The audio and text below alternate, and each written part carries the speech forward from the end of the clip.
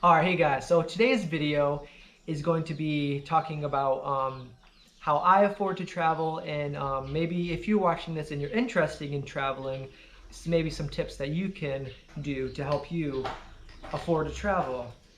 And before you even think about traveling, the number one thing is to save before you go on a trip.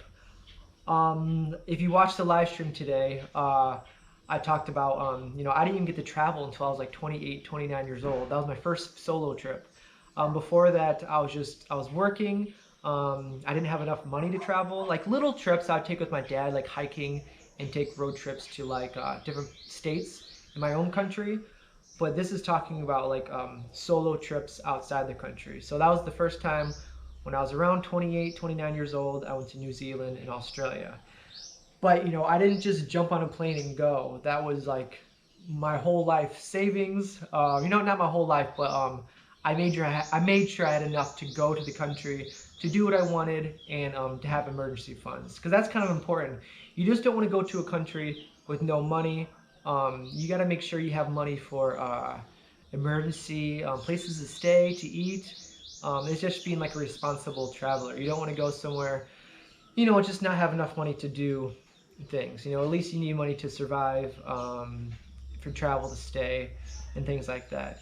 So saving is the number one thing before you go on a trip. Like sometimes, like it took me about 10 years because I was paying for my house and saving at the same time. But that's kind of one thing about me. My parents kind of taught me to always save before you buy anything. I was the type of person that never really used a credit card. I had it for emergencies, and I did use it a few times for things like that. But buying a car, I never bought a new car before. It was always used, so I paid in cash. I made sure I had enough money to buy the car before I bought a car or anything like that. And I don't even own a car right now, so that's not really a problem anymore. But for my house, I was lucky enough where I didn't have to take out a mortgage. I bought it from my uncle, but so I paid him every single month until finally it took me about 10 years to pay off my house. So that's around the time when I started to travel. I had my house paid for, and I had some savings to travel. So and that's this kind of thing. And another thing that I hated wasting money. That was, you work hard to save your money. Some people like to work hard and party hard, if you ever heard that saying. But I'm the type of person that likes to save and then put my money towards something I really, really wanted or really, really needed, or something like that. Like to me, saving my money to buy a house, saving my money to get a car, saving my money to eat, of course, but to travel. Like those are kind of my things that I love. Like when I was growing up, it'd be basketball camps. I'd go to basketball camps that I saved money for, maybe a new pair of shoes. And with shoes, growing up, I never had Jordans. I never had any of those, shoes that what the trends had or all my best friends had. I would get shoes that were comfortable, but they're like probably a fraction of the cost of what everyone else is wearing. And to me, it was no big deal. Shoes are shoes, clothes are clothes. You don't need the best next thing that costs a fortune. It's the same. If you get something that is the same quality, just less expensive, I say why not do that? But these are just like, some tips if you guys are interested in traveling and to save money too. So let's say this is just an example. Like let's say if you go to the store, I used to be like a driver for one of my works, and every time we stopped, you get food.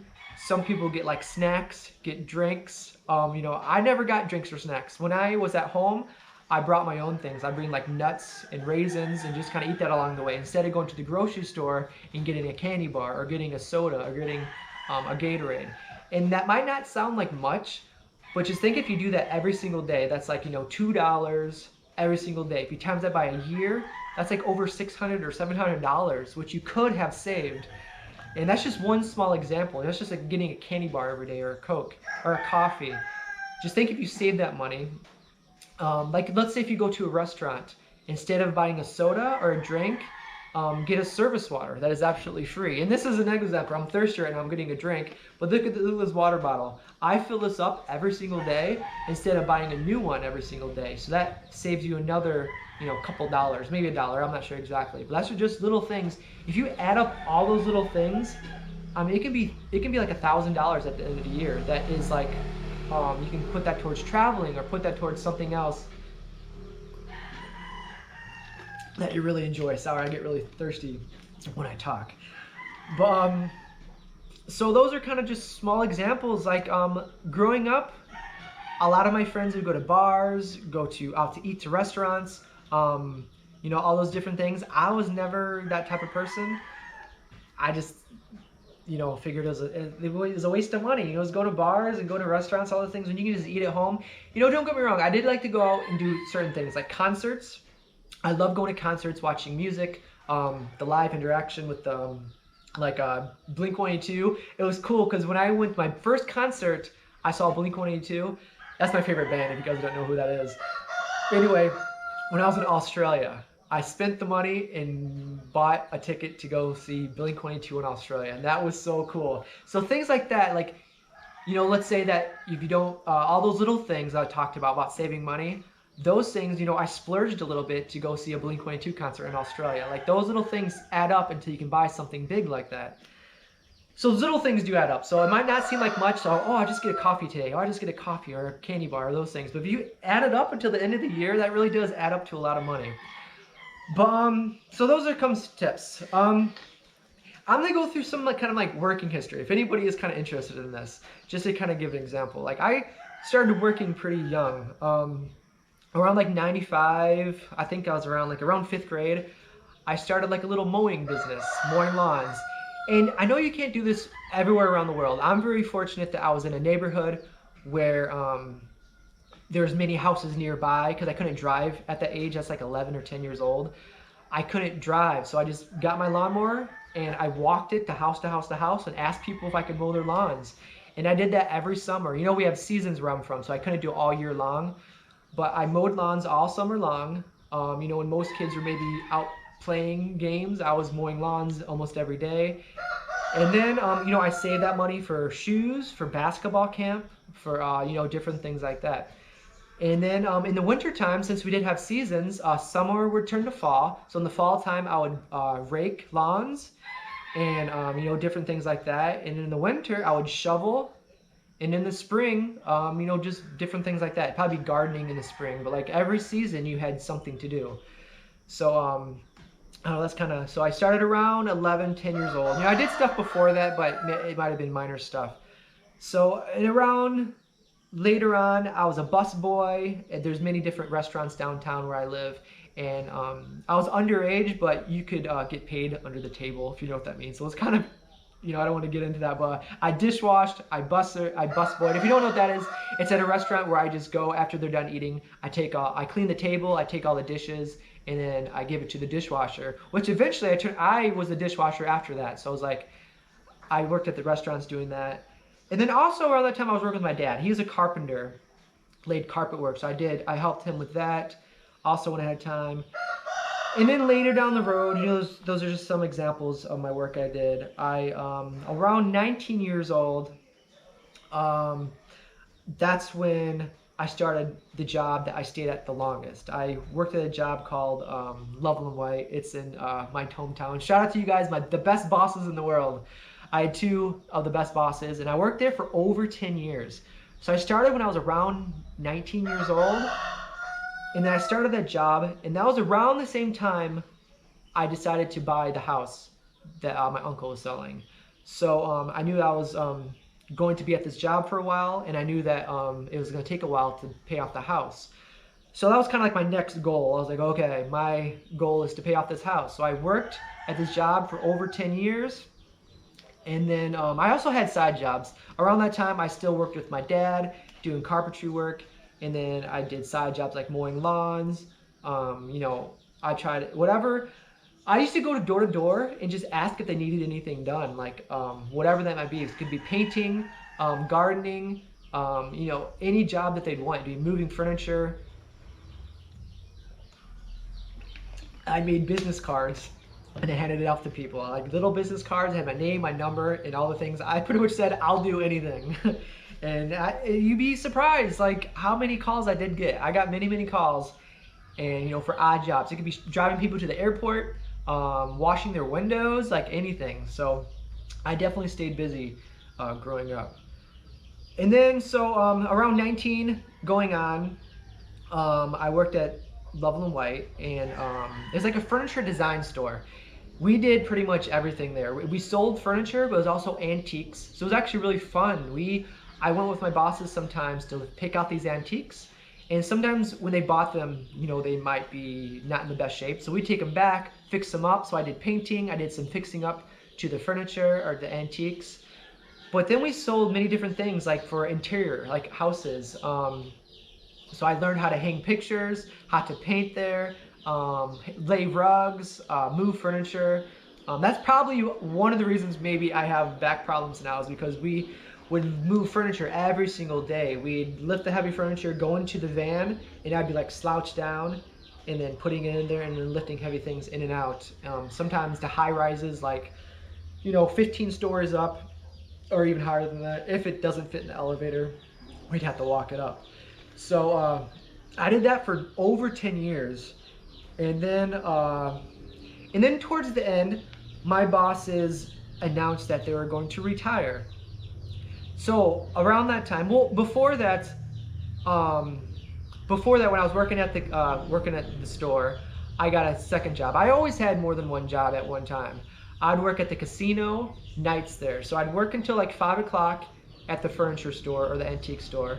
And then from 6 to 2 in the morning, I'd work at the casino, valeting cars, which is like driving cars. And that was a really cool job. I always really enjoyed my jobs. If you don't enjoy your job, I think you should look for another one. I know sometimes you have to do a job you don't like, but I always been pretty lucky where I enjoyed my jobs.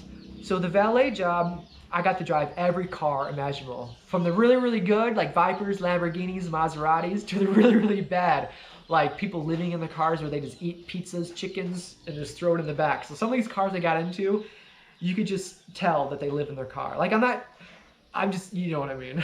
So you could smell it, and you could, all those things. But so all the good things, all the good cars you got the really bad ones too. But it taught you how to drive every type of car. So like some stick shifts, not every stick shift is not created equally. Like some are really smooth, you can just go to first gear and kind of go. And the other ones is like, those trucks where it's like, you can't find first gear. You're like, you're trying, it's funny because looking back at some of my experiences at the valet, there's a lot of people watching you. So if you jump into a car and you don't quite know how to drive it, or it's a little bit tricky with the stick, you have people watching you. So I have grinded gears before, in the parking lot, like, if you have done that before, if you've driven a stick shift. So you get people watching you, then your boss is watching you, you're like, oh, just please God, let me get out of the parking lot so no one else can see you. So that was a fun job. I had a lot of good friends there. It was cool because it was open 24 hours a day, the casino. So it's like when you get there, new people are coming and going every single hour. Like some are my age, some are younger, some are older. So just like it was just a good environment to meet people, to spend. I think working at the casino was probably one of my favorite jobs. But Level and White was definitely my top favorite job. That was one of the coolest jobs. Shout out to my bosses if you guys are watching. But anyway, so that was then after around, I don't even know how many years I worked at the Level and White, but they announced they were going to retire. So that was a little shock to me. So I started looking for another job. And this kind of just like fate, just things happen. Someone that was actually a client of our store was looking for a caregiver. The lady, her husband, had Parkinson's and dementia. And that's kind of a bad mix. Parkinson's is where you can't really control your muscles anymore, so you kind of start to shake, and it's hard to control your muscles. And then dementia is when you can't really remember anything anymore. So those two combined is just like, it's too bad. But he was a great guy, great family. So I never did a caregiving job in my life. So this was totally new to me. I remember I went there on a Saturday, just as it was like a job interview. I didn't even know the family really, and they didn't know me. So I went there on a Saturday, talked with them, and I started on Sunday. So the very next day, I still remember this like it was yesterday.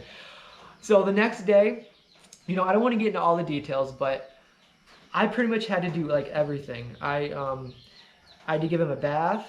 When he had to go to the bathroom, like number 2, I had to, clean him, bathe him, shave him, brush his teeth, feed him. I had to make sure all the pieces were cut where he could feed and not choke, because choking was a big thing because he couldn't control his muscles.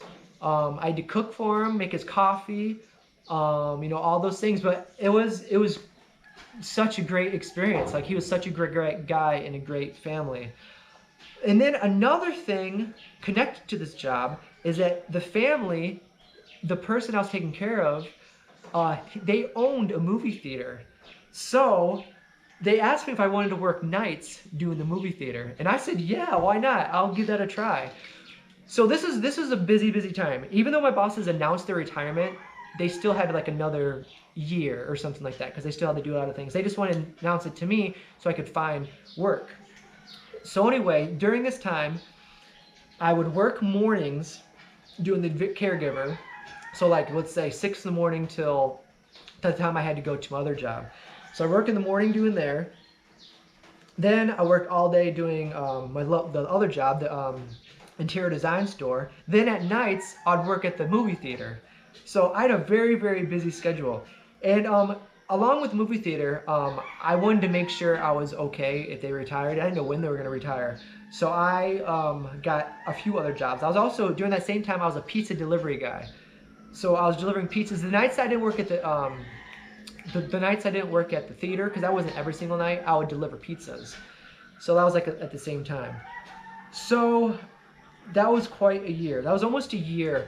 And then when my bosses did fully retire, that's when I did the caregiving full time. So I did the caregiving in the movie theater along with the pizza delivery. That was kind of like my 3 main jobs. I also did like construction with my dad and other minor things like maybe yard work for other clients, hanging pictures, painting. But those were just like when people called, I'd go help them. That wasn't like my main. My 3 main jobs were the movie theater, pizza delivery, and the caregiving.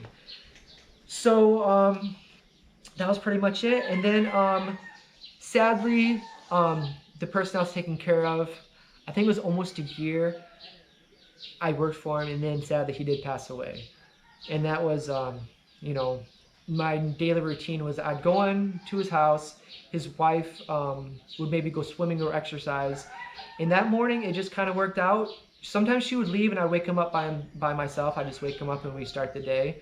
That morning she happened to be there, and I just remember, it's like, oh, Joe must be sleeping soundly because we don't hear him. Usually if he's, anyway, we went to go check on him together to see if he was awake, and he looked so peaceful, but he passed away during the night. And he was a great guy. Man, I just remember so many good times with him. We both really enjoyed movies, so our days spent together would sometimes go to the movie theater, which he owned. So we'd go see a movie there, or go to another city and watch a movie there. We'd rent movies, we'd watch them together. They lived right by the lake, and we sit and watch. He'd drink his coffee, read his newspaper, and we'd listen to music, and next to the view with the lake. So I had lots and lots of good memories with that. And that's probably, if you look back at some of like the memories that really teach you a lot in life, is being a caregiver. I think really taught me many things. Like, that's one of the jobs that I think about and like, man, I'm really glad that I took that job and was fortunate enough to meet a great family like that. So after he passed away and after my bosses announced retirement, I was at a point where like I did work at the movie theater and the pizza place, but it was around October is when he passed away. And before that, I was probably like 30-something years old, and I've already took my trip to Australia, which kind of backtrack a little bit. After my first trip to Australia, I was around 29 years old, and this was when when he passed away. I was probably like 30-something years old. I don't remember exactly. But after that first Australia trip, I decided that I wanted to take a trip every single winter. And the first one was maybe 3 months. So what I do is every single year I take about a 3-month trip. And then moving back to when he passed away, I was at a place where I had nothing really holding me in my hometown anymore. It was October. I usually take my trip around November, December. And I think that year was the first time I took a six months trip. And I went to like 6 countries in 6 months. And I went all over Asia. And I've been saving, and I had enough money to do that. And I was like, why not? You know, nothing is holding me back anymore. Um, I worked until around probably, I think it was November, December for the movie theater and the pizza place. And the thing is, around that time, everything slows down around that time. Like the movie theater starts to slow down, that they start to cut back hours. So it's really a perfect time to take a trip like that, just because that's why the 3 months worked out perfectly for me, because you know, it's the winter time and everything's really slows down around my area. And I just don't like the cold. That's probably the main factor for me, is not liking the cold. So it was perfect timing. But anyway, for this, I bought a one-way ticket, I think, to, man, I don't even remember what country I went to. I think it might have been Philippines. I think I started in the Philippines, and then every month your visa, you either extend your visa or go to a new country. And I went to a new country, so I went to Philippines, I think to Thailand, to a whole bunch of different Asian countries. And then I think I ended up back in Philippines, and then I finally went back home about 6 months later. So that was my first time doing 6 months, and it was awesome. And let's see, and then after that, I had enough clients, and I had my business cards where I told all my different clients, from like mowing lawns, from painting, from putting furniture together, still pizza delivery, all those things. I knew when I get back home, for me, it wouldn't be very hard to find work, because I had all these connections. So when I back home, I went home around like April or May or something like that. And then I started to work as soon as I got back home. I started doing some gardening work, planting work, cleaning work. I worked with my aunt. Big shout out to my aunt if she's watching this. I'd clean houses with her all over town. Every job imaginable, I did it. I never said no to anything. If it was, it doesn't matter what it was. I watched dogs. I worked at a kennel where I watched dogs, walked dogs. You think of anything, I did it. I probably. So anyway, so that was kind of my life for the next few years until this year. So I travel. I finally worked my way up to almost 6 months travel. Before it was 3 months. And then now, you know, I kind of had nothing. I pretty much, before this trip, I was pretty much my own boss. I would make my own hours. I would have those calling cards where, those cards where people would contact me if they needed jobs. And I said yes to most everything unless I was so busy that I couldn't do it. But then I let everybody know, like, hey, I'm going to take off for 6 months. I'll see you next year. So it just worked out good. So like 3 years I did that. I traveled and then came back home and did my own thing where I did everything imaginable to make extra money. And then as soon as I had enough money, I took off again. And then this year was kind of crazy. I was planning on doing another 6 months this year. And then I plan on going home May 11, 2020. And, you know, the whole COVID situation here. So this is the longest I've ever been able to travel. And, it's been a crazy, crazy year. You guys kind of know the story now. So I end up coming to the Philippines, I think 2020 or 2019, December, which is pretty much almost 2020. And I landed in Cebu City. I bought a motorbike, and I was planning to travel all over Philippines. I got the bike. I started traveling. I stayed in one family for about a month, and then I started going towards Toledo to go to Negros, and that's when I met up with Raymond, and stayed maybe 2 nights, and then I continued on to Negros, to Iloilo, to Dumaguete, to what island? The one with kind of like the witchcraft stuff going on. Siquijor, yeah.